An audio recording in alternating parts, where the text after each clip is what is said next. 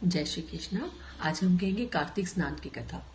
ये कथा है एक ससुर की और उनकी दो बहुओं की।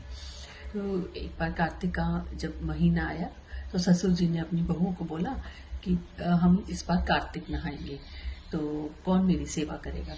तो बड़ी बहू ने तो बोला कि नहीं, मैं तो नहीं करूँगी आपकी सेवा, लेकिन छोटी बोली मैं करूँगी आपकी सेवा, आप मुझे बताइए क्या करना है। तो ससुर जी ने कहा ज़्यादा कुछ नहीं करना, सुबह ब्रह्म मुहूर्त में उठ के मुझे पानी भर के देना है, और जब मैं नहा के निकलूँ मेरी धोती धोनी है, और दोपहर को मुझे खाना देना है। तो छोटी बहू मान गई, वो ऐसे ही करती, और सुबह उठती पानी भर के लाती, और जब ससुर जी नहा के निकलते तो उनकी धोती धोती।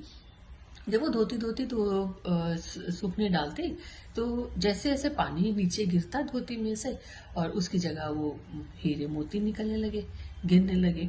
तो पूरा कार्तिक का महीना उसने बहुत उसके पास हीरे मोती हो गए। और उसके बाद जब दोपहर को वो खाना बना के खिलाती उनको गरम गरम, और जब कार्तिक का महीना खत्म होने पे आया तो ससुर जी ने बोला कि बहू, कार्तिक का महीना खत्म हो रहा है तो मैंने ब्राह्मण को खाना खिलाना है। तो उन्होंने बोला ठीक है पिताजी, आज मैं खाना बना के रखूंगी।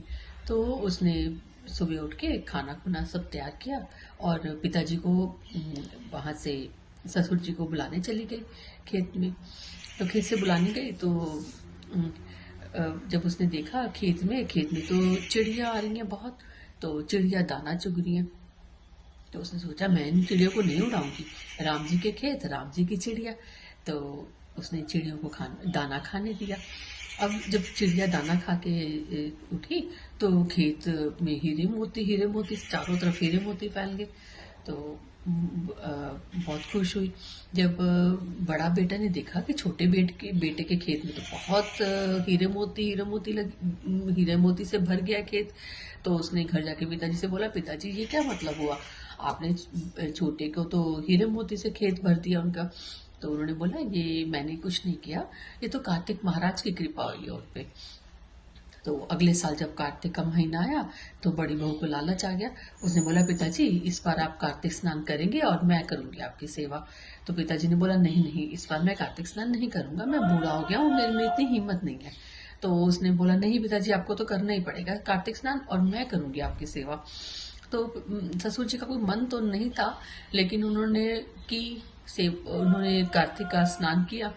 तो सुबह उठ के वो पानी भर के लाती, दोपहर को जब वो धोती धोती तो वेट करती कि उसमें से उसकी बूंदों में से मोती निकले, लेकिन कुछ भी नहीं निकलता था। रादर जो पानी गिरता उसमें गड्ढे पड़ जाते, नीचे जमीन पे गड्ढे पड़ जाते। और फिर वो दोपहर को खाना देती। और जब कार्तिक का महीना खत्म होने पे आया तो उसने बोला कि पिताजी आज आपने ब्राह्मण बुलाना होगा। उन्होंने बोला हाँ मैंने ब्राह्मण बुलाना है। तो बोलती ठीक है मैं आज खाना तैयार रखूंगी। तो उसने खाना बनाया और पिताजी को ससुर जी को खेत से बुलाने चली गई। तो जब खेत में वो देखे कि चिड़िया आएंगी, तो चिड़िया आई, और लेकिन शाम तक खेत में जो फसल थी वो भी सारी खराब होगी, कोई हीरे मोती तो गिरे ही नहीं। तो वो बड़ी दुखी हुई। शाम को जाके अपने घर जाके उसने बोला ससुर जी को कि ससुर जी, जब आपने पिछले साल तो छोटी के हीरे मोती भर दिए खेत में, और मुझे तो आपने कुछ नहीं दिया, है ना, तो राधर हमारे तो खेत में आपने फसल भी राधर तो खेत की फसल भी खराब हो गई।